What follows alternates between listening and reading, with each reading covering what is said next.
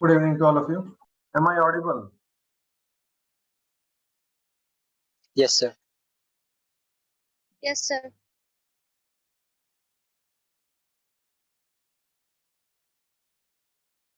Okay, so आज का जो टॉपिक है वो है पंचायती राज व्यवस्था। पंचायती राज व्यवस्था में दो चीजें हमें देखनी है। पहला इसका इवोल्यूशन और दूसरा इसका स्ट्रक्चर। ये इवॉल्व कैसे हुआ पंचायती राज व्यवस्था और वर्तमान में इसकी संरचना किस प्रकार की। बिफोर वी प्रोसीड, सबसे पहले यह जानना जरूरी है कि वर्ड डेमोक्रेसी क्या होता है, क्योंकि पंचायती राज को समझना, जैसा हमने कहा कि दो टॉपिक है आप लोगों का, पंचायती राज, उसमें इसका विकास किस प्रकार से हुआ, इवोल्यूशन, और दूसरा structure. But before we move forward, उससे पहले यह समझना जरूरी है कि पंचायती राज है क्या। पंचायती राज को समझने के लिए पहले हमें डेमोक्रेसी समझना पड़ेगा। What is democracy? लोकतंत्र क्या होता है? डेमोक्रेसी वर्ड जो है वो यूनानी शब्द क्राटोस और डेमोस, इससे मिलकर बना है। क्राटोस का अर्थ होता है अथॉरिटी, सत्ता, और डेमोस का मतलब होता है पीपल, अर्थात एक ऐसी राजनीतिक व्यवस्था जहां पर सत्ता लोगों के हाथ में होती है। सो लोकतंत्र क्या है? लोकतंत्र एक ऐसी व्यवस्था है, एक ऐसी राजनीतिक व्यवस्था है जहां पर सत्ता जो है वो लोगों के हाथों में होती है। पीपल वो डिसाइड करते हैं, तो ये लोगों के हाथों में सत्ता होती है, इसे हम डेमोक्रेसी कहते हैं। दूसरा शब्द जो जानना जरूरी है कि democratic decentralization. Now what does decentralization mean? विकेंद्रीकरण।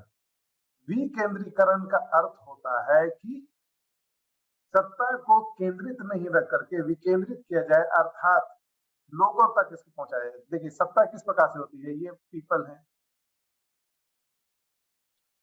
ओके, ये पीपल अपने में से चूज करते हैं रिप्रेजेंटेटिव्स को। ये रिप्रेजेंटेटिव्स जा करके फिर अल्टीमेटली अथॉरिटी बनाते हैं, सत्ता बनाते हैं। लोकतंत्र में इसी तरीके से कार्य करता है। We can also look into कि मोनार्की में किस तरीके से कार्य करता है, लेकिन वर्तमान में हम लोग लोकतंत्र तक सीमित रखेंगे अपना चर्चा को। तो इस प्रकार से है क्या कि हम अपने में से या तो एमपी या फिर एमएलए चुनते हैं। यही एमपी एमएलए फिर फाइनली सदन जा करके वहां पर ये सरकार बनाते हैं, और सरकार ही रिप्रेजेंट कर रही होती है अथॉरिटी को, सत्ता को। ये सरकार आदेश देती है, लॉज बनाती है, वो लॉज हम पर इम्प्लीमेंट होता है। डिसेंट्रलाइजेशन का मतलब ये हुआ। पहले सेंट्रलाइजेशन का मतलब क्या हो? सेंट्रलाइजेशन मतलब कि सत्ता यहाँ पर केंद्रित है, सदन में केंद्रित है। जो भी निर्णय लेना होगा वो ये जो गवर्नमेंट है वो लेगी, और वो फिर जब डिसीजन लेगी तो हम पर वो लागू किया जाएगा, लोगों पर ये लागू किया जाएगा।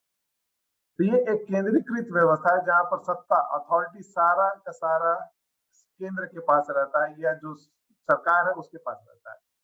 विकेंद्रीकरण का अर्थ यह हुआ कि डिस्ट्रीब्यूट करना अपनी अथॉरिटी को, अपने फंक्शंस को, जो उनकी सत्ता है, जो उनका फंक्शंस है, प्रकार है, उसको डिस्ट्रीब्यूट करना, डिसेंट्रलाइज करना, मीन्स लोगों के साथ शेयर करना उस अथॉरिटी को।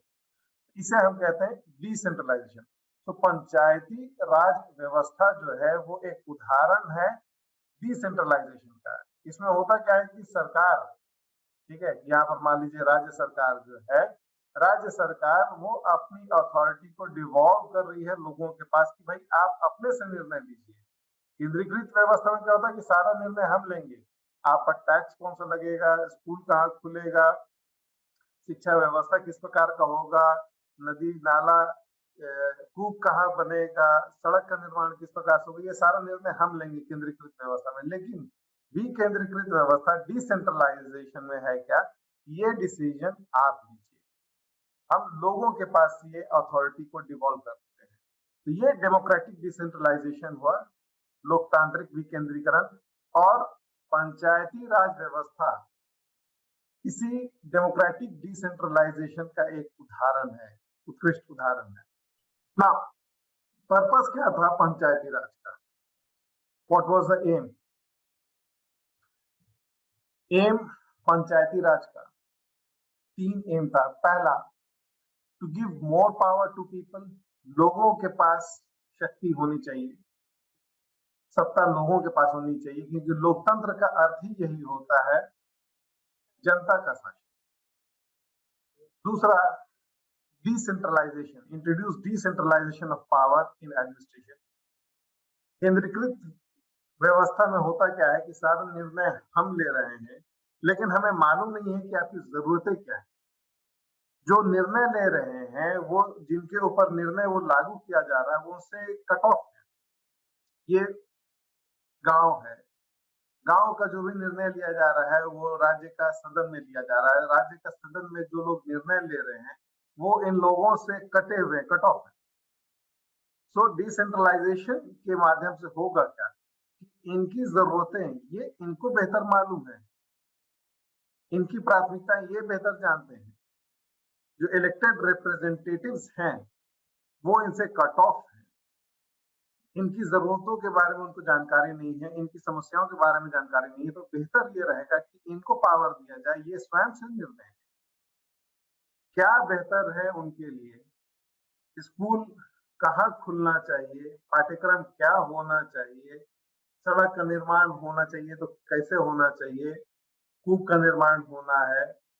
जितने भी ये डिसीजंस हैं वो अपने लेवल से ये लें। तीसरा, work for comprehensive progress of the village. इसके माध्यम से होगा क्या कि इस पूरे ग्राम का विकास जो है संभव हो पाएगा। गांधी जी का जो कॉन्सेप्ट था वो इसी पर आधारित था कि सत्ता जो है वो केंद्रीकृत नहीं रहनी चाहिए, जिन पर हम जो अथॉरिटी एक्सरसाइज कर रहे हैं वो पावर उन्हीं के पास होनी चाहिए। नेक्स्ट, लोकल गवर्नेंस का ये जो कॉन्सेप्ट है ये ऐसा नहीं है कि नया है, ये कॉन्सेप्ट पहले भी था। अगर हम इतिहास में झांक करके देखें तो वी वुड सी कि एंशिएंट टाइम्स में, मिडाइवल टाइम्स में भी ये कॉन्सेप्ट जो है वो एग्जिस्ट करता था, ये लोकल गवर्नेंस या पंचायत का सिस्टम। अब एंशिएंट टाइम्स में हमें कहाँ देखने को मिलता है? अगर आप वैदिक टाइम्स देखें तो वैदिक टाइम्स में 2-4 वर्ड हमें मिलते हैं ऋग्वेद में, सभा, समिति, विधत, गण। ये सारे जो हैं ये लोकल सेल्फ यूनिट थे, यही पंचायत के तौर पर ये काम करते थे। ये डेमोक्रेटिक बॉडीज थे लोकल लेवल पर। राजा भी जो डिसीजन लेता था वो इनसे परामर्श करने के बाद, इनसे अप्रूवल लेने के बाद ही वो डिसीजन लेता था। आगे चल करके हम जब आते हैं मौर्यन टाइम्स में, तो मौर्यन टाइम्स में अर्थशास्त्र एक किताब लिखा था चाणक्य ने, या कौटिल्य भी नाम है उसका, या उसे विष्णुगुप्त नाम से भी हम जानते हैं।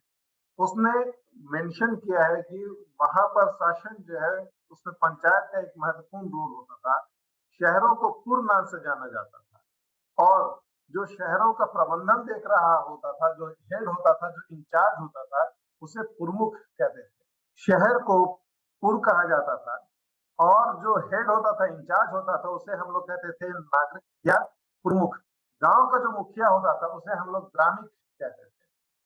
The word which was used was ग्रामिक, और इसका जो अकाउंटेंट होता था वो गोप होता था। So what we see कि even during ancient times, प्राचीन काल में भी ये पंचायत का सिस्टम जो है एग्जिस्ट करता था। पंचायत वर्ड की अगर हम बात करें तो पंचायत शब्द जो है 2 वर्ड से बना है, पंच और आयत। पंच का अर्थ होता है 5, आयत मीन्स असेंबली, और पंचायती राज मीन्स की इन पंच का शासन, रूल। सो पंचायत पहले क्या होता था कि जो बुजुर्ग लोग होते थे गांव के, उनकी एक भूमिका होती थी। 5 लोग मिलते थे, 5 लोगों का एक पंच होता था, और उनका मुखिया जो है वो सरपंच कहलाता था, या फिर मुखिया हेड कहलाता था। ये लोग गांव के अंदर सपोजली किसी भी प्रकार का विवाद है, झगड़ा है लोगों के बीच में, बिटवीन इंडिविजुअल्स, तो उसका निपटारा ये पंच करता था। अगर 2 गांवों के बीच में है तो भी ये निपटारा जो है ये पंच मिल करके करते थे। So this is how they used to resolve their issues. अपने समय की समस्याओं को इसी प्रकार से रिजॉल्व करते हैं। Now this one thing that needs to be kept in mind, कि पंचायती राज व्यवस्था जो है वो एक डायरेक्ट डेमोक्रेसी का उदाहरण है। ओके, ना डेमोक्रेसी दो प्रकार का होता है। Let me just elaborate this thing कि लोकतंत्र जो है वो दो प्रकार का होता है। जस्ट डेमोक्रेसी दो प्रकार का होता है। एक होता है डायरेक्ट प्रत्यक्ष और दूसरा होता है रिप्रेजेंटेटिव डेमोक्रेसी, जिसमें प्रतिनिधित्व।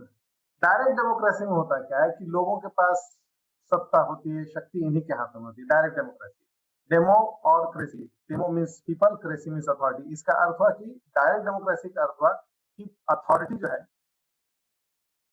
किसके पास है, अथॉरिटी इज विद पीपल, वो निर्णय लेंगे। रिप्रेजेंटेटिव डेमोक्रेसी में होगा क्या, पीपल वो इलेक्शन के माध्यम से एमपी या एमएलए चुनते हैं। ये एमपी एमएलए जा करके या तो पार्लियामेंट में जाएंगे या फिर विधानसभा विधान परिषद, ये जा करके फिर सत्ता इनके हाथों में, ये सरकार बनाते हैं, गवर्नमेंट। ओके, और गवर्नमेंट के पास अथॉरिटी होती है। अथॉरिटी किसके पास है, यहाँ पर गवर्नमेंट के पास है। सरकार जो है वो निर्णय ले रही है।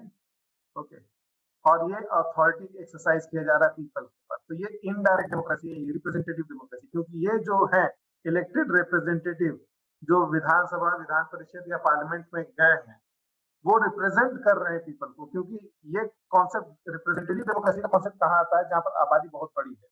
आबादी जब बड़ी है तो सभी लोग डिसीजन मेकिंग प्रोसेस में डायरेक्ट पार्टिसिपेट नहीं कर सकते।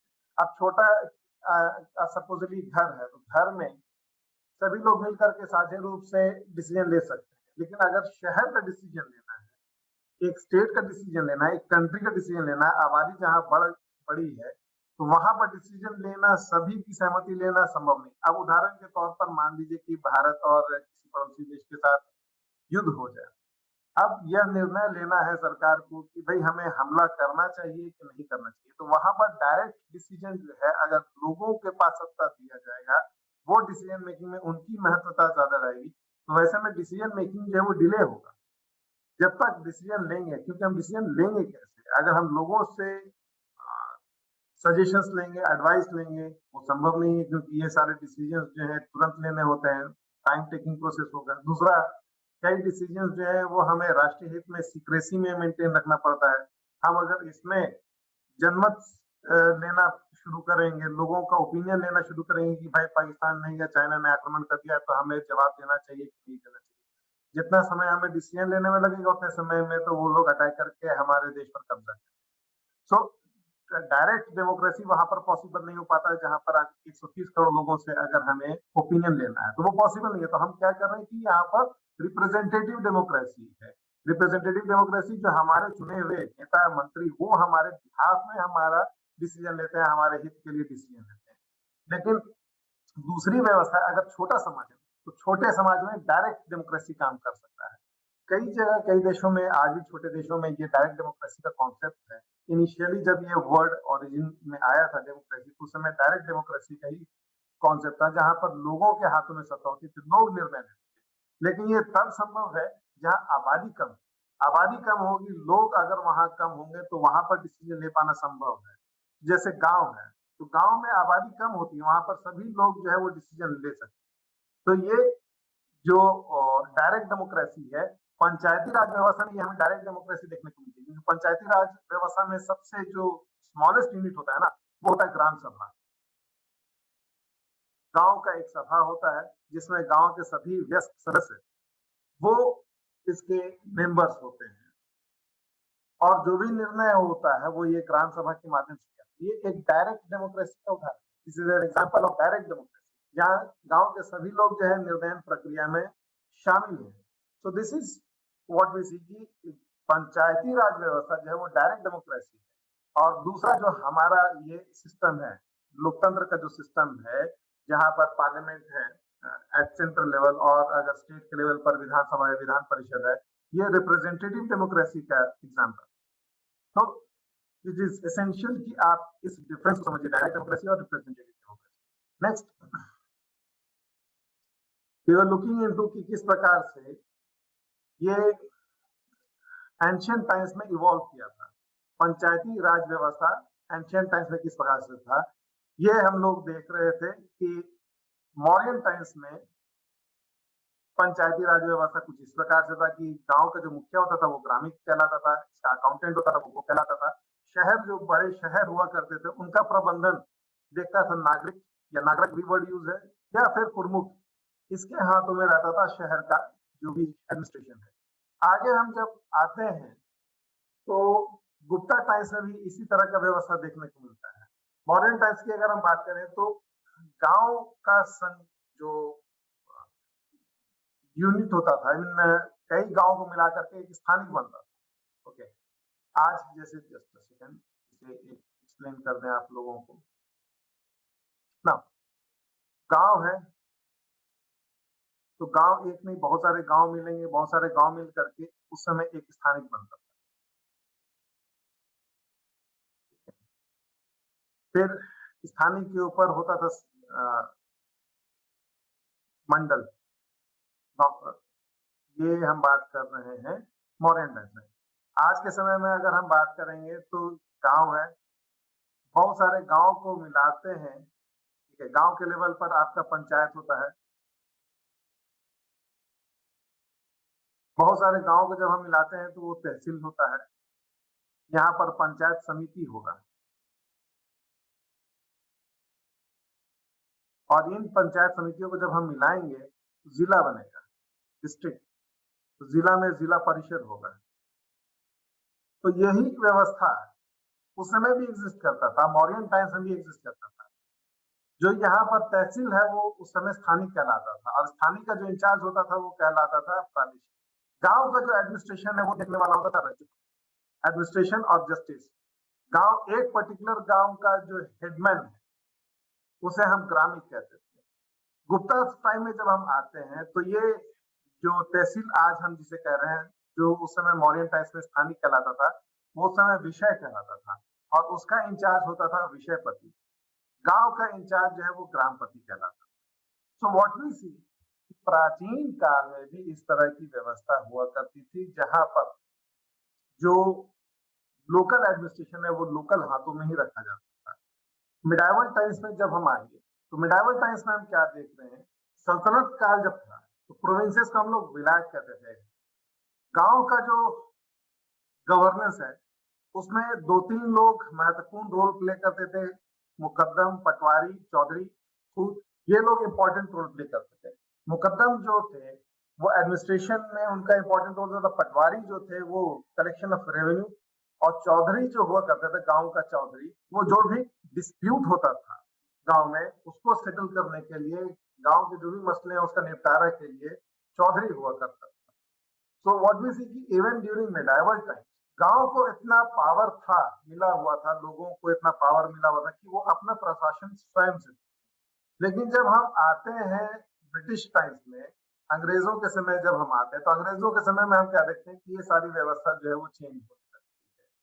जब ब्रिटिश टाइम आता है तो उन्होंने ये पंचायत वगैरह का सिस्टम को खत्म कर दिया और सारा सेंट्रलाइज कर दिया पावर। सारी शक्तियां जो है वो केंद्रीकृत हो गई, सारा डिसीजन जो है वो ब्रिटिश सरकार, हुकूमत वो लेने लगी, पंचायत वगैरह का सिस्टम जो है वो खत्म हो गया।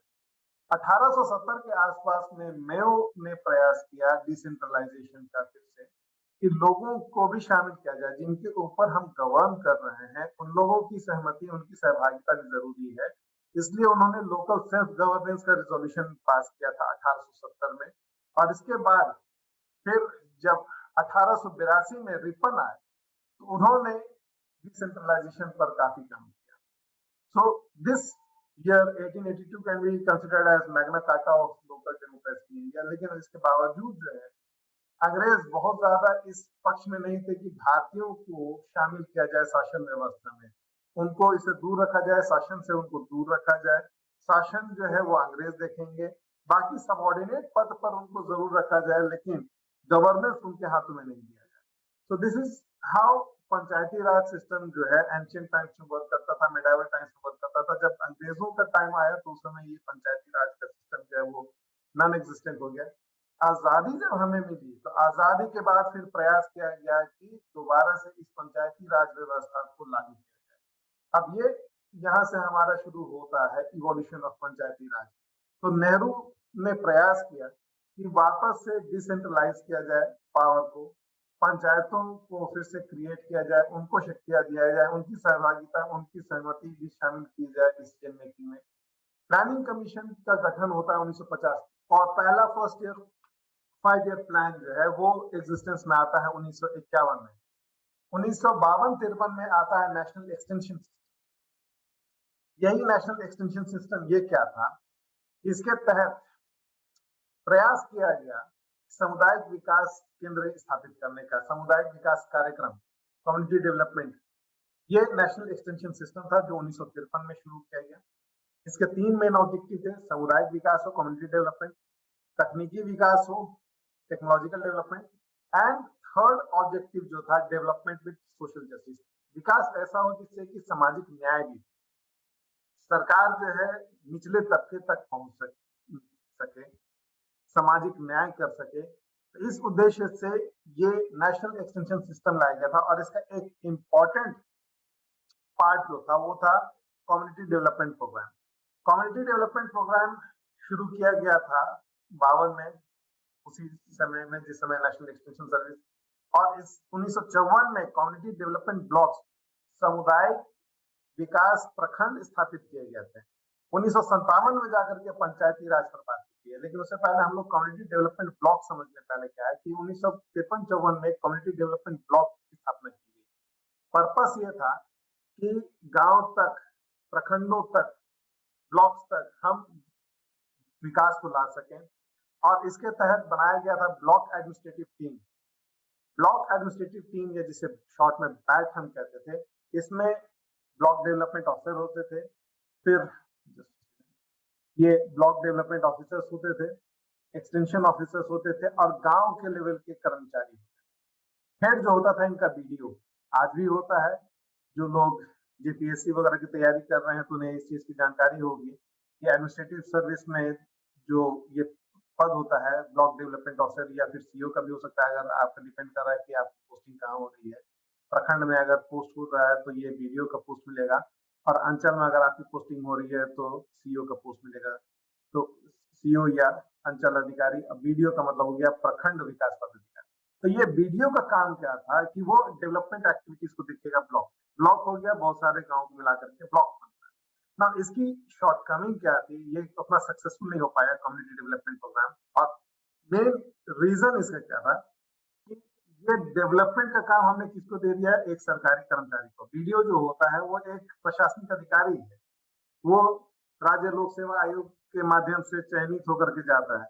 अब आप उसके मातहत दे देंगे सारा अथॉरिटी, वो लोगों का पार्टिसिपेशन अगर नहीं होगा, डेमोक्रेटिक लीडरशिप अगर नहीं होगी, तो वो समस्या को समझेगा ही नहीं। आप सपोजली रांची का कोई स्टूडेंट है, वो वीडियो बन करके जाता है किसी ब्लॉक में काम करने के लिए, वो कनेक्ट नहीं है, वहां की जो लोकल प्रॉब्लम्स है उससे उसका कनेक्ट नहीं है। तो जो ये कम्युनिटी डेवलपमेंट ब्लॉक स्थापित किया गया था, ये प्रोग्राम जो शुरू किया गया था, उसका सबसे मेजर शॉर्टकमिंग यही था कि डेमोक्रेटिक पार्टिसिपेशन नहीं था, लीडरशिप नहीं था, लोगों की सहमति सहभागिता वो नहीं थी। कुछ समस्याएं आती हैं डिसेंट्रलाइजेशन में, जिसमें सबसे पहला समस्या है ब्यूरोक्रेसी, नौकरशाही। बीडीओ वगैरह उसी को रिप्रेजेंट कर रहे होते हैं। Excessive politics. कैसे?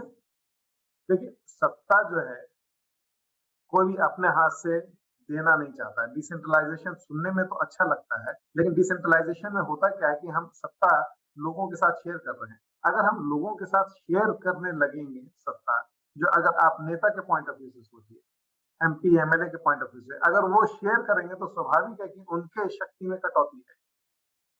परिवार के अंदर सत्ता होती है, ठीक है। परिवार के अंदर सत्ता किस प्रकार से होती है कि परिवार में अब पिताजी है तो सत्ता उनके हाथ में होती है।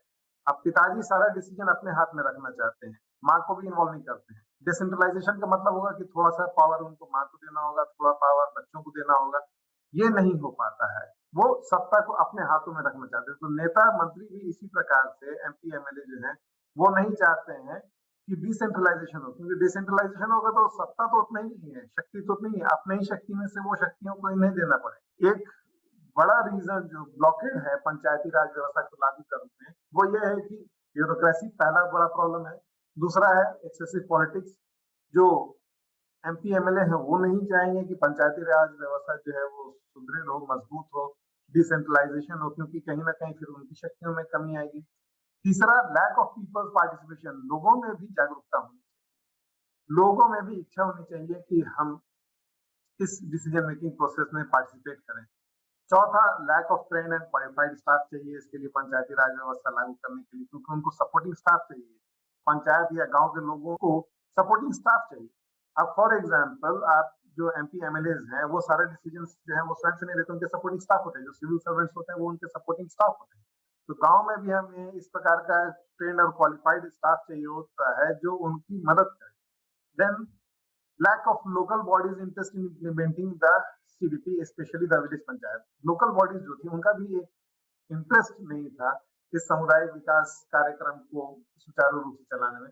इन सब का मिला जुला असर यह हुआ कि ये सामुदायिक विकास कार्यक्रम जो है ये बाद में फिर बलवंत राय मेहता कमेटी का गठन होता है 1997 में, 1957 में। बलवंत राय मेहता ने फिर अपना कुछ रिकमेंडेशन दिया। उन्होंने कहा कि ये जो कम्युनिटी डेवलपमेंट प्रोग्राम था, सामुदायिक विकास कार्यक्रम, उसका सबसे बड़ा जो कमी था कि लैक ऑफ पीपल्स पार्टिसिपेशन, लोगों की सहभागिता उसमें नहीं। नाउ इन्होंने सजेस्ट किया कि 3 स्तरीय 3 टियर पीआरआई पंचायती राज इंस्टीट्यूशन का गठन किया जाए। गांव के लेवल पर हो ग्राम पंचायत, फिर पंचायत समिति हो ब्लॉक लेवल पर, और फिर जिला परिषद हो डिस्ट्रिक्ट लेवल पर। ये बलवंत राय मेहता कमेटी याद रखिएगा, ये सबसे महत्वपूर्ण पंचायती राज इंस्टीट्यूशन की स्थापना में सबसे महत्वपूर्ण रोल इन्हीं का था। और आज जो हमारे पास पंचायती राज व्यवस्था जो है वो मोटे तौर पर इसी स्ट्रक्चर को फॉलो किया गया कि गांव के लेवल पर ग्राम पंचायत का स्थापना होता है, ब्लॉक लेवल पर पंचायत समिति होती है, और जिला परिषद वो एग्जिस्ट करता है डिस्ट्रिक्ट लेवल पर। सो स्ट्रक्चर कुछ इस प्रकार से होगा। ये गांव हो गया, गांव में हो जाएगा ग्राम पंचायत। ये ग्राम पंचायत के जो सरपंच वगैरह होंगे, हर पंचायत का सरपंच होता है, ये लोग मिलकर के क्या बनाएंगे, पंचायत समिति। ठीक है, यहां पर इलेक्शन होगा, इलेक्शन के माध्यम से ये जो सरपंच तो इलेक्शन के माध्यम से नहीं, पंच जो है ना वो वार्ड मेंबर्स वो इलेक्शन के माध्यम से चुने जाते हैं, और उन्हीं के बीच में से फिर सरपंच, जैसे कि एमपी चुने जाते हैं और एमपी के बीच में से ही प्रधानमंत्री चुना जाता है, उसी प्रकार से इलेक्शन होता है गांव में, पंच का चुनाव होता है, और ये पंच अपने में से फिर सरपंच, तो ये सरपंच सब मिल करके फिर पंचायत समिति का निर्माण करते हैं। तो यहाँ पर होगा पंचायत समिति, फिर कोई और गांव होगा तो कोई और गांव का भी इसी प्रकार से आएगा, पंचायत समिति में जो सभी सरपंच होंगे वो मिल करके पंचायत समिति बनाएंगे। अब इसके ऊपर होगा जिला परिषद। जिला परिषद में इलेक्शन होता है, यहाँ पर इलेक्शन नहीं होता है। पंचायत समिति में जो मेंबर्स होते हैं वो इन्हीं के मेंबर्स में से होते हैं। जिला परिषद जो होगा ये इलेक्शन के माध्यम से इनके मेंबर्स नियुक्त किए जाते हैं। So this is the structure जो कि बलवंत राय मेहता ने सजेस्ट किया था, और इसके बाद फिर कई स्टेट्स में ये लाया गया, लागू किया गया। राजस्थान में 2 अक्टूबर 1959 में 1959 में ये लाया गया, इस व्यवस्था को लागू किया गया। आंध्र प्रदेश में 1 नवंबर 1959 में ये लागू किया गया। इसके बाद कई और राज्यों में भी, आसाम, गुजरात, कर्नाटक, मध्य प्रदेश, महाराष्ट्र, उड़ीसा, पंजाब, इन सब स्टेट में भी ये व्यवस्था लागू किया जाता है। लेकिन उसके बावजूद ये बहुत ज्यादा सक्सेसफुल नहीं रहा। हम क्या देखते हैं कि ये 3 फेज रहा पंचायती राज। इनिशियल जो फेज था 57 में जो ये शुरू किया गया बलवंत राय मेहता कमेटी के बाद, पहला फेज था असेंडेंसी का, मतलब इस समय कई राज्यों ने अपने राज्यों में इस तरह की व्यवस्था को लागू किया, पंचायत राज इंस्टीट्यूशन पीआरआई को गठित किया। उसके बाद 65 से 69 में स्टैग्नेंसी आ गई, मतलब यहाँ पर कोई हमें डेवलपमेंट नहीं देखने को। और उसके बाद 69 टू 77 इमरजेंसी के समय आते आते तक फिर ये डिक्लाइन कर गया। इसका मेन रीजन, ये भी जो डिक्लाइन हुआ, इसका मेन रीजन था पहला कि फंड ही नहीं इनको दिया जा रहा था, दूसरा lack of adjustment of the bureaucratic administration within PRI, bureaucratic interference जो है, एडमिनिस्ट्रेटिव इंटरफेरेंस बहुत ज्यादा था। राजनीतिक इच्छा शक्ति का अभाव था, लैक ऑफ पॉलिटिकल विल। लोग एज आई सेड कि नेता जो है वो नहीं चाहते हैं कि पावर जो है वो डिवॉल्व किया जाए, डिसेंट्रलाइजेशन हो। कॉन्सेप्चुअल क्लैरिटी नहीं था, क्लियर नहीं था कि ये पंचायती राज इंस्टीट्यूशन किस तरीके से कार्य करता है, और कई जगह तो चुनाव ही नहीं कराया जाता था। तो इन सब कारणों से हुआ क्या कि ये भी जो बलवंत राय मेहता ने रिकमेंड किया था वो भी विफल रहा। फाइनली 91 में पीवी नरसिम्हा राव जब प्रधानमंत्री बने, उस समय फिर कॉन्स्टिट्यूशन अमेंडमेंट बिल लाया गया, 77 अमेंडमेंट, और उस समय जाकर के फिर पंचायती राज व्यवस्था को लागू किया गया। दो बिल लाया गया था, 73 और 74। 73 वाला जो है पंचायती राज इंस्टीट्यूशन, और 74 वाला जो है वो अर्बन गवर्नेंस के लिए म्युनिसिपैलिटी, म्युनिसिपल कॉर्पोरेशन वगैरह के गठन। अभी के क्लास में हम लोगों ने देखा evolution of panchayati raj system, panchayati raj व्यवस्था का किस प्रकार से इवोल्यूशन हुआ। जब सवाल आपसे पूछा जाएगा, देखिए दो सवाल आपसे पूछे जा सकते हैं जो कॉमन क्वेश्चन है। पहला सवाल होगा दैट पंचायती राज व्यवस्था का उद्भव किस प्रकार से हुआ है, इवॉल्व किस तरीके से किया है। यह सवाल जब पूछा जाएगा, प्रयास कीजिएगा कि आप बैकग्राउंड में जाकर के प्राचीन समय से लेकर आधुनिक समय तक, अर्थात प्राचीन का अर्थ हो गया कि आप जाएंगे एंशिएंट टाइम्स में, आप देखेंगे एंशिएंट टाइम्स में, प्राचीन काल में, इस समय मौर्य युग, गुप्ता युग, वैदिक युग, इसका उल्लेख करेंगे कि इस समय किस तरीके से लोकल गवर्नेंस था। उसके बाद आप आएंगे मेडाइवल टाइम्स में, और फिर आएंगे आप ब्रिटिश टाइम्स में। किस प्रकार से पंचायती राज व्यवस्था जो है ब्रिटिश टाइम्स के आते आते यहाँ पर खत्म हो गया। उसके बाद 1947 में हमें आजादी मिली, फिर प्लानिंग कमीशन वगैरह का गठन किया गया, प्रयास किया गया डिसेंट्रलाइज करने का। 1957 में बलवंत राय मेहता कमेटी का गठन किया गया। उसके बाद 3 फेजेस आए। वो 3 फेजेस क्या थे वो भी हम लोगों ने चर्चा किया। पहला फेज था एसेंडेंसी का फेज, ये पहला चरण था। दूसरा फेज था स्टैग्नेशन का फेज, जहां पर ये पंचायती राज व्यवस्था जो लागू किया गया था बलवंत राय मेहता कमेटी के रिकमेंडेशन पर, ये सारा स्टैग्नेट करना शुरू करता है। पहला फेज था जब बहुत सारे राज्यों ने, जैसे राजस्थान, एमपी, आंध्र प्रदेश, ये सब राज्यों ने लागू किया था, अपने राज्यों में पंचायती राज व्यवस्था वगैरह लागू किया था। ठीक है, असम, गुजरात, महाराष्ट्र, एमपी, कर्नाटक, उड़ीसा, इन सब जगह पर पंचायती राज संस्थाएं जो है वो गठित की गई थी। सेकंड फेज में ये स्टैग्नेट कर गया, मींस कोई इसमें डेवलपमेंट हमें देखने को नहीं था। और तीसरा फेज जो आता है वो डिक्लाइन कर गया, मींस अब राज्यों के कोई रुचि नहीं रही कि अपने राज्य में वो पंचायती राज व्यवस्था को लागू करें।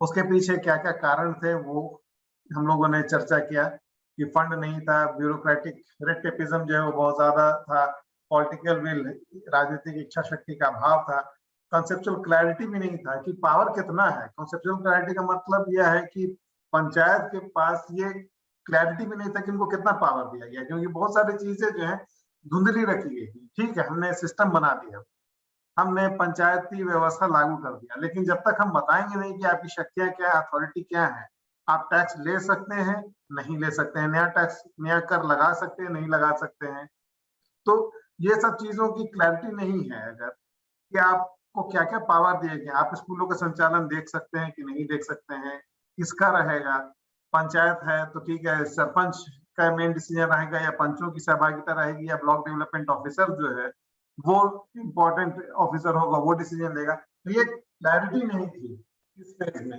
इसके वजह से भी यह सक्सेसफुल नहीं हो पाया। और लास्ट रीजन यह था कि कई राज्यों में उदासीनता थी। झारखंड में भी जैसे हम लोग देखें कि ये व्यवस्था अभी वर्तमान में पंचायत वगैरह में झारखंड राज्य गठित होने के कई साल तक टाला गया, इलेक्शंस को नहीं कंडक्ट कराया गया। तो राजनीतिक इच्छा शक्ति का अभाव वो एक मुख्य कारण होता है, ब्यूरोक्रेसी का इंटरफेरेंस वो एक मुख्य कारण होता है, क्योंकि इसमें स्टेक होल्डर्स जो है ना, पंचायती राज का मतलब क्या हुआ कि आप गांव में पावर्स दे रहे हैं, गांव की जनता को पावर्स दे रहे हैं, पंचों को पावर दे रहे हैं, सरपंच को पावर दे रहे हैं। अब बाकी जिनके पास पहले से पावर है, अब जैसे बीडीओ है, ब्लॉक डेवलपमेंट ऑफिसर है, तो वो एक सिविल सर्वेंट है। पंचायती राज व्यवस्था लागू होगी तो कहीं ना कहीं उसकी शक्ति में कमी आएगी। अब उसे गांव के लोगों की बातों को सुनना पड़ेगा। आप उदाहरण के तौर पर, अगर ये नहीं समझ में आ रहा तो आप इसे शहर से जोड़ करके देखिए कि सिविल सर्वेंट्स जो प्रशासनिक अधिकारी होते हैं, आप क्या डीसी से डायरेक्ट जाकर के मिल सकते हैं कि हमारी ये समस्या है भाई देखिए? नहीं मिल सकते हैं। क्यों? क्योंकि सिविल सर्वेंट्स जो है पब्लिक से एक दूरी बना करके चलते हैं। आईएएस ऑफिसर जो है वो पब्लिक से एक दूरी बना करके चलते हैं, एक एलीट सर्विस के तौर पर उसको लेते हैं, और लोग भी उसको एक एलीट सर्विस के तौर पर ही मानते हैं। उनको लगता है कि ये बहुत बड़े लोग हैं, इनसे हम नहीं, वो पब्लिक सर्वेंट है, लोक सेवक है। सो यही चीज गांव में भी है। वहां का आईएएस जो है ना, बीडीओ जो है वो एक आईएएस अफसर से कम नहीं होता है, उसके पास पावर्स है। बट द थिंग इज कि डेमोक्रेसी में एक बड़ा इम्पेडिमेंट वो ब्यूरोक्रेटिक एडमिनिस्ट्रेशन भी होता है।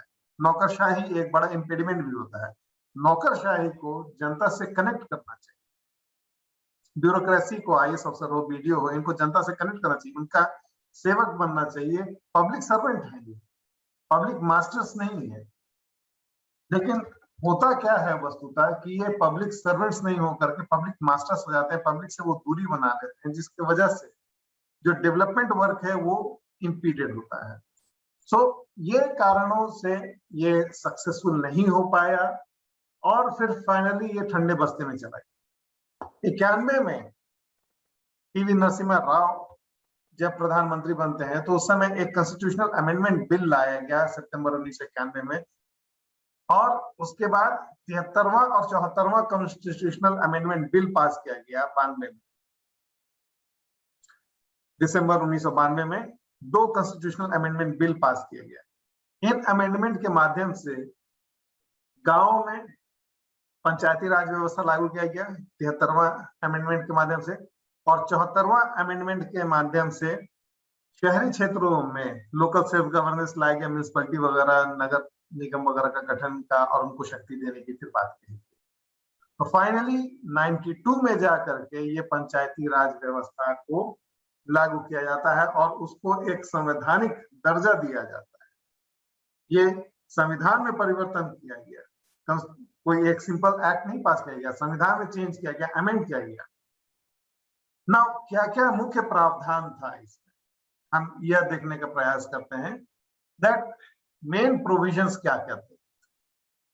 Salient features of 73rd constitutional amendment act, क्योंकि हमारा मेन जो टॉपिक है वो पंचायती राज व्यवस्था है, और नगर निगम वगैरह टॉपिक में नहीं है, तो हम लोग मेनली फोकस करेंगे 73rd अमेंडमेंट में क्या प्रोविजंस थे, क्या क्या मुख्य प्रावधान था इसमें। पहला, ग्राम सभा। पंचायती राज व्यवस्था में ग्राम सभा का सबसे महत्वपूर्ण रोल होता है। सबसे बॉटम में ये ग्राम सभा ही होता है। ग्राम सभा जो होगा उसमें जितने भी वयस्क सदस्य होंगे गांव के, वो उसके मेंबर्स होते हैं। तो gram sabha has been envisaged as the foundation of the panchayati raj system. और दूसरा प्रोविजन यह है, ये 3 टीयर सिस्टम होगा। पंचायती राज जो है ना वो 3 टीयर होगा इस प्रकार से। सी, पहला ये गांव है, बहुत सारे गांव मिलकर के एक ब्लॉक बनता है, प्रखंड, और बहुत सारे प्रखंडों को मिलाकर के एक डिस्ट्रिक्ट बनता है, जिला। गांव में होगा पंचायत, ब्लॉक में होगा पंचायत समिति, और जिला में होगा जिला परिषद। तो ये 3 टीयर सिस्टम है, इसको ध्यान रखिएगा, ठीक है। गांव में है पंचायत, ब्लॉक में प्रखंड में होगा पंचायत समिति, जिला में होगा जिला परिषद। यहाँ पर ध्यान यह देना है कि जो ये इलेक्शन होगा ना वो यहाँ पर होगा पंचायत में। पंचायत समिति के जो मेंबर्स होते हैं वो पंचायत से ही के जो सरपंच और उप सरपंच है वो मिलकर के पंचायत समिति बनाते हैं। तो ये 3 टीयर स्ट्रक्चर है, एक गांव के लेवल पर, दूसरा इंटरमीडिएट लेवल पर जो ब्लॉक लेवल है प्रखंड स्तर पर, और तीसरा जिला के स्तर। तो अगर झारखंड जैसे स्टेट है, okay, this is Jharkhand. Jharkhand state कई जिला में बटा हुआ है, ठीक है, there are number of districts. एक जिला के अंदर में बहुत सारे प्रखंड होंगे, उस प्रखंड के अंदर बहुत सारे गांव होंगे। सो इस प्रकार से ये काम करेगा। नेक्स्ट प्रोविजन क्या है? Seats in panchayat at every level are to be filled by direct election. यहाँ पर प्रत्यक्ष चुनाव होगा। पंचायत में जितने भी सीट्स होंगे वो प्रत्यक्ष चुनाव के माध्यम से होगा। सरपंच का चुनाव नहीं होता है डायरेक्ट, पंच का चुनाव होगा। ठीक है, पंच होंगे या वार्ड मेंबर्स भी जिसको बोलते हैं। गांव है ना, let us understand this thing in गांव है, गांव को अलग अलग वार्ड में बांट दिया जाता है, तो हर वार्ड से एक मेंबर होगा। ये मेंबर का डायरेक्ट इलेक्शन होगा ग्राम सभा के माध्यम से। ठीक है, ये बनेंगे पंच या वार्ड मेंबर्स। अब मान लीजिए कि 7-8 पंच है, 8 पंच है, ये 8 पंच अपने में से ही एक सरपंच चुनेंगे, तो ये पंचायत व्यवस्था होगा। अब कई गांव होंगे, कई दफा पंचायत कई गांव पर भी उसका ये होता है, जरूरी नहीं कि हर गांव में पंचायत, 2-4 गांव 8-10 गांव मिलकर के भी एक पंचायत बनता है। सो यहाँ जो चुनाव होगा ये प्रत्यक्ष चुनाव होगा। यहाँ पर जो एडल्ट वहां के हैं, वयस्क गांव के जो लोग हैं, वो लोग डायरेक्टली चुनेंगे। नेक्स्ट, इन पंचों का जो सदस्यता होगा वो 5 साल और इनका कार्यकाल खत्म होने से पहले चुनाव हो जाना चाहिए। तो सदस्यों की सदस्यता जो होगी, पंचों की सदस्यता, पंचों के साथ मतलब सरपंच की भी सदस्यता जो है वो 5 साल की होगी और 5 साल खत्म होने से पहले अगला चुनाव हो जाना चाहिए। लेकिन किसी कारण से अगर ये पंच या पंचायत जो है डिसॉल्व हो जाता है, भंग हो जाता है, तो उस परिस्थिति में जिस डेट को ये डिसॉल्व हुआ है, भंग हुआ है पंचायत, उस डेट से 6 महीने के अंदर में दोबारा चुनाव होना चाहिए। ये संविधान का आर्टिकल 243E में मेंशन है कि जब डिसॉल्व हुआ है, डिसॉल्व होने के 6 महीने के अंदर चुनाव होना है। नेक्स्ट प्रोविजन कि एक स्टेट फाइनेंस कमीशन होगा। अब पंचायत है, हम अथॉरिटी दे रहे हैं, पावर दे रहे हैं, लेकिन सबसे ज्यादा इंपॉर्टेंट होता है फिनेंस। पैसा नहीं है तो बिना पैसे के कोई भी पावर, कोई भी अथॉरिटी, कोई काम। और जो इससे पहले की विफलताएं हुई हैं पंचायती राज व्यवस्था में और अभी भी वर्तमान में जो विफलताएं हैं, उसका एक बहुत बड़ा कारण है कि फिनेंस क्रंच होता है, पैसा ही नहीं दिया जाता है। तो इसके लिए यह प्रोविजन रखा गया था 73rd कॉन्स्टिट्यूशनल अमेंडमेंट में कि एक स्टेट फाइनेंस कमीशन होगा हर राज्य में, और ये स्टेट फाइनेंस कमीशन जो है वो देखेगा कि किस प्रकार से रिसोर्सेस को, फाइनेंशियल रिसोर्सेस को, वित्तीय मदद जो हमें प्रदान करना है पंचायतों को, वो किस प्रकार से प्रदान किया जाएगा, पंचायतों को कितना रकम दिया जाएगा, फंड कितना एलोकेट किया जाएगा, ये स्टेट फाइनेंस कमीशन देखेगा। नेक्स्ट प्रोविजन, जो चुनाव होंगे पंचायत के, वो चुनाव कौन देखेगा? स्टेट इलेक्शन कमीशन, उसके निगरानी में ये चुनाव होगा। The superintendence, direction and control of preparation of electoral laws and conduct of all elections to panchayat shall be vested in the state election commission. राज्य निर्वाचन आयोग जो होगा वो पंचायतों का चुनाव देखेगा। ये सारे प्रोविजंस को ये ध्यान में रखना है। नेक्स्ट, क्या पावर्स क्या है?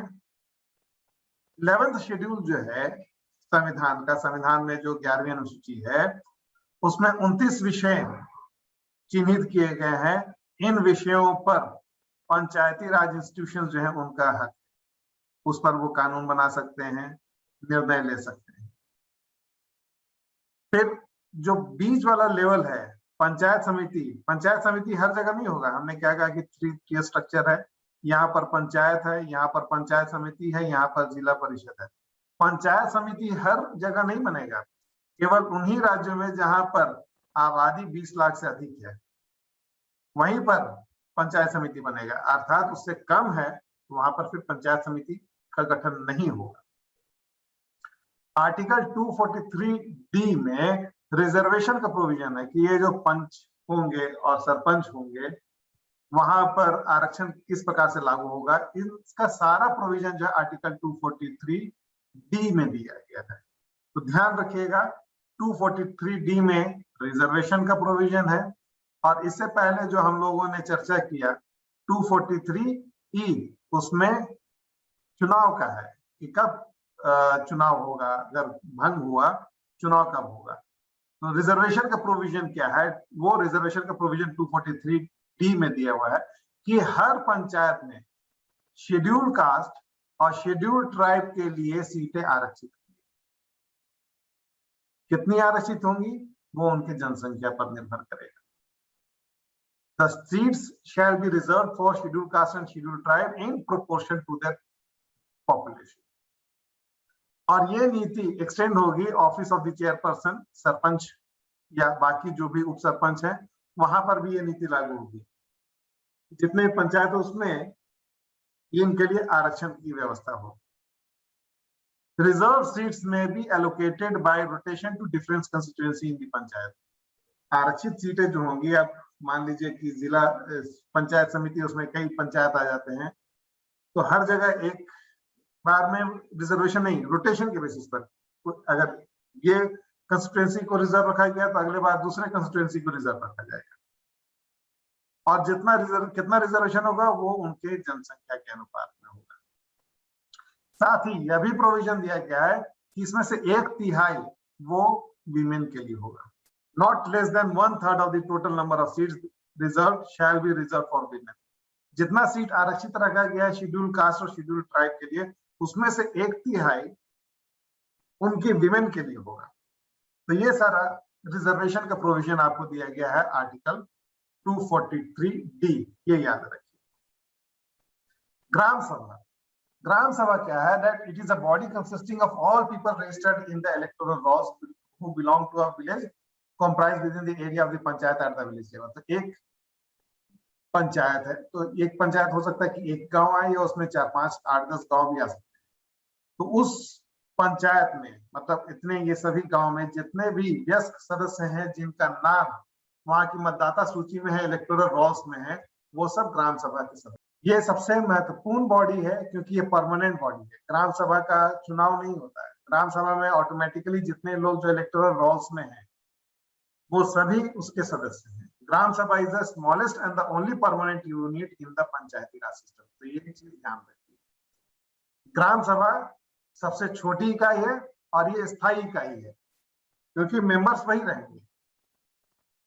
जितने एडल्ट मेंबर है जिनका जो इलेक्शन रोल है, निर्वाचन सूची में नाम है, वो सभी उसके ऑटोमेटिकली सदस्य हैं।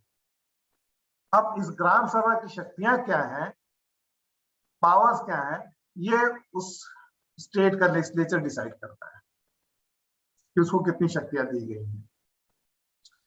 सो ग्राम सभा consist of all adults of the village.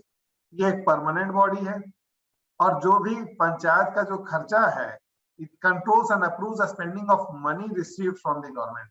वो इसका अनुमोदन जरूरी है ग्राम सभा का। So this is the power and constitution of gram sabha. 3-tier PRS, 3 स्तरीय जो पंचायती राज व्यवस्था है, पंचायती राज सिस्टम। पहला टियर जो है, जो हमने ऑलरेडी आपको पिरामिड से बताया था कि ये ग्राम पंचायत, ठीक है, विलेज काउंसिल है गांव के स्तर पर। दूसरा हो जाएगा पंचायत समिति जो कि ब्लॉक लेवल पर होगा, और तीसरा है जिला परिषद, डिस्ट्रिक्ट काउंसिल, जो कि जिला स्तर पर होगा। Gram panchayat is at the bottom of the panchayati raj system and zila parishad is at the apex. सबसे ऊपर में है जिला परिषद और सबसे नीचे में जो है वो पंचायत है। द पंचायत समिति constitutes the middle tier of this 3-tier new setup of rural administration। इसका डायग्राम कुछ इस प्रकार से है। ग्राम पंचायत, ये पिरामिड उल्टा है, आप इसे सीधा कर सकते हैं या इस तरीके से भी आप बना करके प्रेजेंट कर सकते हैं। सबसे ऊपर में ग्राम पंचायत है। ग्राम पंचायत के बाद फिर आएगा ब्लॉक लेवल पर पंचायत समिति, और पंचायत समिति के बाद फिर आएगा आपका जिला पंचायत या zila parishad. So this is the 3-tier structure. Panchayati raj, इसी को हम पंचायती राज इंस्टीट्यूशन, जब ये वर्ड आए कहीं पर PRI, पंचायती राज इंस्टीट्यूशन या पंचायती राज व्यवस्था या पंचायती राज संस्था, तो पंचायती राज संस्था का मतलब केवल ग्राम पंचायत नहीं होता है, पंचायती राज संस्थाओं का मतलब होता है ये सभी इसमें आए। ग्राम पंचायत भी आएगा, पंचायत समिति भी आएगा, जिला परिषद भी आएगा। ये तीनों को संयुक्त रूप से हम पंचायती राज संस्था कहते हैं, पंचायती राज इंस्टीट्यूशन। नाउ थोड़ा विस्तार में हम समझ लें ग्राम पंचायत के बारे में, पंचायत समिति के बारे में। Gram panchayat consist of a village or a group of village divided into smaller units called wards. एक ग्राम पंचायत जो होता है उसमें एक गांव का भी हो सकता है, या कुछ गांव को मिला करके भी एक पंचायत बन सकता है, और एक गांव को हम लोग कई वार्ड में बांटते हैं। हर वार्ड अपने रिप्रेजेंटेटिव को इलेक्ट करता है, अपना प्रतिनिधि चुनता है, वो कहलाता है वार्ड मेंबर या फिर पंच। ठीक है, तो एक गांव के अंदर बहुत सारे वार्ड होंगे, ओके, और उन वार्ड से एक एक पंच चुना जाएगा या ward member. Members of the gram sabha elect ward members through direct election. इनको कौन चुनता है? ग्राम सभा के सदस्य। ग्राम सभा कौन हो गया? उस गांव के जितने वयस्क सदस्य हैं, जिनका मतदाता सूची में नाम है, वो ग्राम सभा के सदस्य हैं, वो अपने में से चुनते हैं प्रत्यक्ष चुनाव के माध्यम से। सरपंच कौन होता है? ये जो पंच चुने जाते हैं वो अपने में से एक हेड चुनते हैं। सरपंच और the president of the gram panchayat is elected by the ward. वो वार्ड मेंबर्स या पंच जो चुने गए वो अपने में से एक सदस्य को सरपंच के तौर पर चुनते हैं। Sarpanch and the panch are elected for period of 5 years। Already हमने देखा। और एक सचिव होगा, ये सचिव चुनना नहीं जाता, ये सरकारी ऑफिसर होता है। Secretary is normally in charge of the administrative duties of the gram panchayat. मतलब अब मुखिया का मदद करने के लिए, सरपंच का मदद करने के लिए एक सचिव होगा उसका, वो सरकारी अधिकारी होगा, पढ़ा लिखा होगा, सरकारी अधिकारी होगा, जो भी प्रशासनिक कार्य है वो उसमें मदद करेगा सरपंच का। So it is the basic first formal democratic institution at village level. Chairperson इसका सरपंच है। ये प्राइमरी यूनिट है लोकल सिविल गवर्नमेंट का। ग्राम panchayat, you can say it is a cabinet of the village elders directly elected by adult citizens of the village. Number of members usually range from 7 to 31. Occasionally groups are larger but they never have fewer than 7 members. Panchayat में 7 से कम सदस्य नहीं होते हैं, इससे ज्यादा ही होंगे, तकरीबन 31 के आसपास होंगे। 7 से 31 तक सदस्य होते हैं, डिपेंड करता है, अलग अलग जगह अलग अलग राज्यों में इसका जो संरचना है वो वैरी कर सकता है। The members of Gram Panchayat have tenure of 5 years and are directly elected. ये ऑलरेडी ये देख लिया हम लोगों ने कि 5 साल के लिए होता है। विमेन के लिए सीट रिजर्व होता है, शेड्यूल कास्ट और शेड्यूल ट्राइब्स के लिए सीट रिजर्व होता है, लेकिन ये शेड्यूल कास्ट और शेड्यूल ट्राइब के विमेन के लिए। There is a Gram Sabha for each panchayat and the sarpanch is required to conduct Gram Sabha meeting at least once in 6 months. या जरूरी है कि सरपंच 6 महीने में कम से कम एक बार मीटिंग जरूर बुलाए ग्राम सभा का। This is the structure. गांव, एक गांव या कई गांव का मिलकर एक ग्राम पंचायत होगा। ये सब ग्राम पंचायत जो है फिर जाकर पंचायत समिति बनाएंगे। ये पंचायत समिति के ऊपर फिर ये जिला परिषद होगा। ओके, ये यहाँ पर एग्जीक्यूटिव ऑफिसर होगा, बीडीओ। डिस्ट्रिक्ट कलेक्टर जो है यहाँ पर ये एग्जीक्यूटिव ऑफिसर होगा। यहाँ पर सेक्रेटरी सचिव जो होगा वो एग्जीक्यूटिव ऑफिसर होगा, एडमिनिस्ट्रेटिव काम वो देखेगा। तो इस प्रकार से ये स्ट्रक्चर होता है। 3 tier PRI पंचायती राज इंस्टीट्यूशन। जिला परिषद सबसे ऊपर में होगा, उसके नीचे पंचायत समिति। एक जिला परिषद के अंदर कई पंचायत समितियां आ जाएंगी, एक पंचायत समिति के अंदर में कई ग्राम पंचायत आ जाएंगी। पावर क्या होता है सरपंच का? पहला, मीटिंग बुलाना, डिसाइड करना, कन्वीन करना, स्थगित करना, आहूत करना, ये काम है उसका।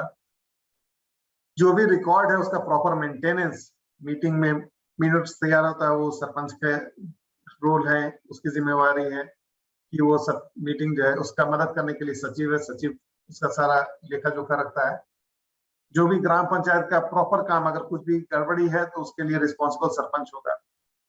ग्राम पंचायत के माध्यम से सरकार के साथ कोई भी कॉरेस्पॉन्डेंस हो रहा है या किसी भी अन्य संस्था के साथ जो भी कॉरेस्पॉन्डेंस हो रहा है, पत्राचार हो रहा है, वो सारा का सारा जो है सरपंच के माध्यम से ही होगा। सारा रिपोर्ट स्टेटमेंट तैयार जो है सरपंच की जिम्मेवारी है। फंक्शंस क्या होते हैं ग्राम पंचायत के? 2 प्रकार के फंक्शन होते हैं। ऑब्लिगेटरी जो कंपलसरी फंक्शन है, इसके अलावा ऑप्शनल फंक्शन जो वैकल्पिक है। हम मेनली फोकस करेंगे ऑब्लिगेटरी फंक्शन जो करना ही करना है पंचायत को। क्या क्या काम है? कंस्ट्रक्शन का काम, रिपेयर का काम, मेंटेनेंस का काम, गांव का जितना भी सड़क वगैरह है उसका जो भी मेंटेनेंस है, कंस्ट्रक्शन है, वो सारा ग्राम पंचायत का जिम्मेवारी है। सड़कों में लाइट की व्यवस्था होनी चाहिए, पब्लिक प्लेसेस में लाइट की व्यवस्था होनी चाहिए, वो इसी का ग्राम पंचायत का जिम्मेवारी होता है। जो भी इंक्रोचमेंट है, अतिक्रमण है, उसको हटाना पब्लिक प्लेस से, रोड से, वो पंचायत का जिम्मेवारी। Supply of drinking water to villages, गांव को स्वच्छ पेयजल मुहैया कराना, ये पंचायत की जिम्मेवारी है। Adoption of preventive measures against epidemics and other dangerous disease, अब जैसे कोविड है अभी, तो इसमें टीकाकरण होना, किसी भी तरह का दवा वगैरह का, स्वास्थ्य वगैरह का व्यवस्था को सुदृढ़ करना, ये पंचायत की जिम्मेवारी होती है। किसी भी प्रकार का हानिकारक व्यापार, डेंजरस ट्रेड, उसकी रोकथाम करना पंचायत की जिम्मेवारी। जितना भी गांव में जन्म हुआ है, मृत्यु हुआ है, उसका रिकॉर्ड तैयार करना, ये पंचायत की जिम्मेवारी होती है। सेंसस का तैयारी, सेंसस का रिकॉर्ड का तैयारी, वो सारा पंचायत की जिम्मेवारी होती है, और समय समय पर इसको जमा करना होता है, वो पंचायत की जिम्मेवारी है। प्राथमिक शिक्षा और उसका प्रबंधन, मैनेजमेंट, ये सारा पंचायत की जिम्मेवारी होती है। टीचर्स वगैरह सारा चीज की जिम्मेवारी जो है वो ग्राम पंचायत की होती है। सामाजिक सौहार्द बनाए रखना, वो पंचायत की जिम्मेवारी होती है। जो भी हाट लगता है, बाजार लगता है, घाट लगता है, इन सब पब्लिक प्लेसेस का प्रबंधन पंचायत की जिम्मेवारी होती है। जो कृषि है उसको बढ़ावा देना, नया तकनीक अगर कोई आया है तो वो गांव के लोगों तक पहुंचाना, वो भी ग्राम पंचायत की जिम्मेवारी होती है। ये जो फंक्शन है ये ऑप्शनल है, वैकल्पिक है। इससे पहले के जो फंक्शन है वो सारे ऑब्लिगेटरी है, वो करना ही है उनको, ये वैकल्पिक है। जैसे गांव के फॉरेस्ट वगैरह का डेवलपमेंट और मेंटेनेंस, लाइफ स्टॉक, पशु संपदा जो है उसका development, construction management and control of slaughter houses, जो कसाब खाना वगैरह है उसका निर्माण करना, उसका प्रबंधन देखना। फिर जो बंजर भूमि है उसको खेती योग्य बनाना, वो इसका ऑप्शनल फंक्शन में आता है। फिर organisation and management of multipurpose cooperative society, जो सहकारी समितियां हैं उनका प्रबंधन देखना। अगर फेमीन है तो फेमीन, सुखाड़ आया तो सुखाड़ के समय में क्या राहत मुहैया कराना है, वो देखना। Establishment and maintenance of village libraries, marketing of agriculture produce, organisation of fire services and protection of life and property. Case of fire, अगर आग वगैरह लग गई तो उसका प्रबंधन वगैरह देखना, ये भी ग्राम पंचायत की ही जिम्मेवारी में। ये सारे भी ग्राम पंचायत के काम में आता है ये, लेकिन सारे ऑप्शनल फंक्शंस है। आपको जो मेन ध्यान रखना है वो जो उसके ऑब्लिगेटरी फंक्शन कंपल्सरी है ना। पंचायती राज व्यवस्था कई जगह तो अच्छे से काम कर रहा है, कई जगह काम नहीं कर पाता है। तो यहाँ ध्यान रखना है कि 3 शत्रु हैं इस पंचायती राज व्यवस्था के। पॉलिटिशियंस, वो नहीं चाहते हैं क्योंकि पंचायती राज व्यवस्था में शक्ति का केंद्रीकरण होगा, डिसेंट्रलाइज किया जाएगा अथॉरिटी का, तो कहीं ना कहीं उनकी शक्ति में कटौती आएगी। ब्यूरोक्रेट जो होते हैं, जो बीडीओ हैं, ब्लॉक डेवलपमेंट ऑफिसर वगैरह, वो भी नहीं चाहते हैं पंचायती राज व्यवस्था सुचारू रूप से लागू हो, क्योंकि कहीं ना कहीं फिर होगा क्या कि इनकी पावर में कटौती होगी और इनको ग्राम पंचायत सरपंचों के मातहत काम करना पड़ेगा। तो फिर इनका जो राजशाही जो रवैया था उसमें फिर कटौती आ जाएगी। फिर लैंडलॉर्ड्स या फिर डोमिनेंट क्लास जो है वहां के, वो नहीं चाहते कि डिसेंट्रलाइज हो, क्योंकि कहीं ना कहीं फिर जनता के पास ही शक्तियां जाएंगी, और जिनको वो लैंडलॉर्ड या डोमिनेंट क्लास जो है वो सदियों से जिनको दबा करके रखे हुए हैं, वो उनके सामने फिर पॉलिटिकली पावरफुल हो जाएंगे। तो वो नहीं चाहते हैं कि पंचायती राज व्यवस्था जो है वो सुचारू रूप से लागू हो। नेक्स्ट है पंचायत समिति। शॉर्ट में से हम लोग देख लें। पंचायत समिति को हम लोग तालुका पंचायत भी कहते हैं या फिर ब्लॉक पंचायत कहते हैं, ये इंटरमीडिएट लेवल पर है, और ये ग्राम पंचायत और जिला पंचायत के बीच में कड़ी का काम करता है। ऊपर में है जिला पंचायत और नीचे में है ग्राम पंचायत।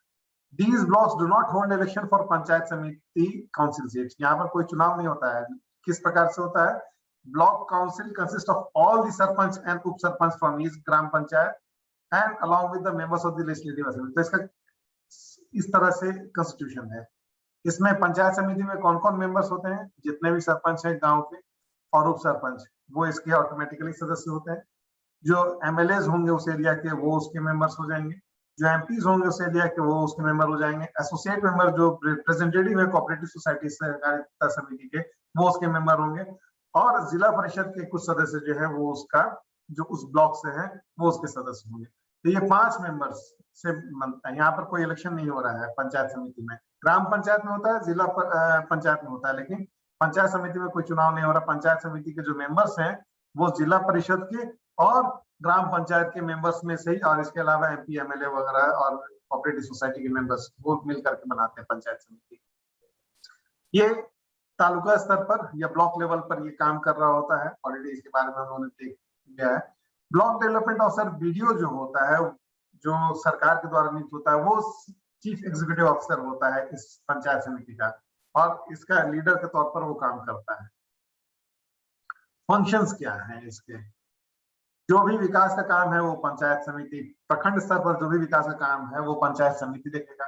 प्राथमिक स्वास्थ्य केंद्रों का संचालन प्रबंधन ये सारा पंचायत समिति देखेगा। प्राथमिक स्कूल का संचालन ये पंचायत समिति देखेगा। स्वच्छ पेयजल उपलब्ध कराना सभी को, ड्रेनेज नाली की व्यवस्था, रोड का निर्माण वगैरह ये सारा काम जो है पंचायत समिति देखेगा। कॉटेज और स्मॉल स्केल इंडस्ट्रीज जो होते हैं या सहकारी समितियां जो होती हैं उनका विकास ये पंचायत समिति देखेगा। यूथ ऑर्गेनाइजेशंस का एस्टैब्लिशमेंट वो पंचायत समिति देखता है। लास्ट है आपका जिला परिषद। जिला स्तर पर जिला परिषद होता है, ये सबसे ऊपर में होगा। नीचे में सबसे ग्राम पंचायत, उसके ऊपर पंचायत समिति, उसके ऊपर जिला परिषद।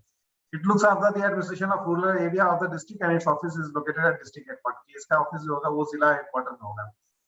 हिंदी वर्ड परिषद मीन्स काउंसिल एंड जिला परिषद ट्रांसलेट्स इनटू डिस्ट्रिक्ट काउंसिल। इसे हम जिला परिषद को डिस्ट्रिक्ट काउंसिल के तौर। It is headed by the district collector और डिस्ट्रिक्ट मजिस्ट्रेट और द डिप्टी कमिश्नर। इसका हेड जो होगा वो डीसी होगा, डीएम होगा या डिप्टी कमिश्नर होगा।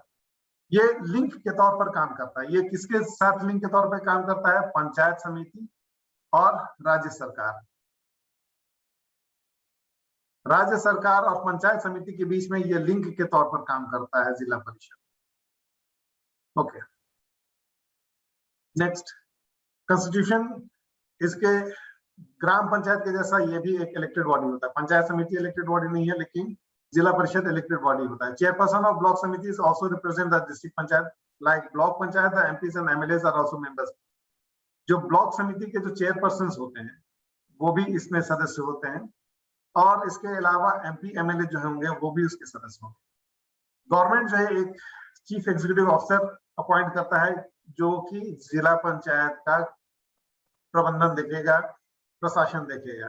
Along with the chief accounts officer होगा, चीफ प्लानिंग ऑफिसर होगा, 1 या 2 डिप्टी सेक्रेटरी होंगे जो कि चीफ एग्जीक्यूटिव ऑफिसर के मातहत काम करेंगे। जिला परिषद chairperson is political head of the जिला panchayat. The primary objective of establishing the third tier of the government is to increase democratic participation, better articulate local needs. मुख्य पर्पस क्या है? मुख्य पर्पस यही है कि लोगों की जरूरतों को समझना, उस जिले की जरूरतों को समझना और लोकतांत्रिक विकेंद्रीकरण को प्रैक्टिकल बनाना। 29 फंक्शंस जो है, जो हमने ऑलरेडी बताया 11th शेड्यूल में मेंशन है, ये वो इनको दे दिया गया है। उस पर इनका हक होता है, जिला परिषद का हक होता है। उस पर जो भी कानून बनाना है या डिसीजंस लेना है वो सारे उसमें मेंशन है। इनको ये ऑटोनॉमी दी गई है। These institutions have been playing an important role in several flagship programs of the central and the state government. So एक महत्वपूर्ण भूमिका निभाते हैं, लेकिन कई जगह ये नहीं हो पाता। तो उसका रीजन क्या है? ऑलरेडी हमने कहा कि 3 इसके मुख्य अवरोध हैं। पॉलिटिशियंस, देन ब्यूरोक्रेट और लोकल लेवल पर जो डोमिनेंट क्लासेस हैं वो नहीं चाहते हैं कि ये डेमोक्रेटिक डिसेंट्रलाइजेशन सुचारू रूप से काम करे। ओके, क्या फंक्शन है जिला परिषद का? पंचायत समिति का बजट अप्रूव करना, उनका प्लान को कोऑर्डिनेट करना और जो सरकार के द्वारा फंड दिया गया है उसका डिस्ट्रीब्यूशन करना। यह काम आता है जिला परिषद का। जो भी प्लान वगैरह तैयार होता है वो जिला परिषद स्तर पर ये तैयार होगा। सेकेंडरी एजुकेशन, प्राइमरी एजुकेशन में देखा था ग्राम पंचायत और पंचायत समिति का। सेकेंडरी एजुकेशन ये जिम्मेवारी है जिला परिषद की। जो भी ग्रामीण विकास से संबंधित मसला है तो उसमें जो सलाह देगा वो डायरेक्ट ग्राम पंचायत या पंचायत समिति नहीं देते, वो जिला परिषद देगा सरकार को, राज्य सरकार को। सो this is the function, this mean एक कड़ी के तौर पर ये काम करता है। मेन फंक्शन समझिए जिला परिषद का यह है कि जिला परिषद एक कड़ी के तौर पर काम करता है। स्टेट गवर्नमेंट है, स्टेट गवर्नमेंट और पंचायत समिति, इसके बीच में जिला परिषद जो है वो एक कड़ी के तौर पर काम करता है। पंचायत समिति डायरेक्ट स्टेट गवर्नमेंट से इंटरेक्ट नहीं करती है, जिला परिषद के माध्यम से तो एक कड़ी के तौर पर ये काम करता है। This was about the panchayati raj system, panchayati raj व्यवस्था, उसका संरचना स्ट्रक्चर किस प्रकार से है, उसका प्रबंधन किस प्रकार से होता है, ये हमने देखा। पहले क्लास में हम लोगों ने देखा था कि इसका इवोल्यूशन किस प्रकार से हुआ है, और सेकंड ये क्लास में फिर हम लोगों ने देखा कि ये किस तरीके से स्ट्रक्चर इसका कंस्टिट्यूटेड है, 3 tier स्ट्रक्चर ये क्या है। आई होप सो कि ये कॉन्सेप्ट आप लोगों का क्लियर होगा। किसी टॉपिक पर कहीं पर भी अगर कुछ डाउट है, कुछ सवाल है आपके, वो पूछना चाहते तो पूछ लीजिए। You can take a screenshot of this functions क्या हैं जिला परिषद के। Time is running short, so I try to sum up in as much time available as possible.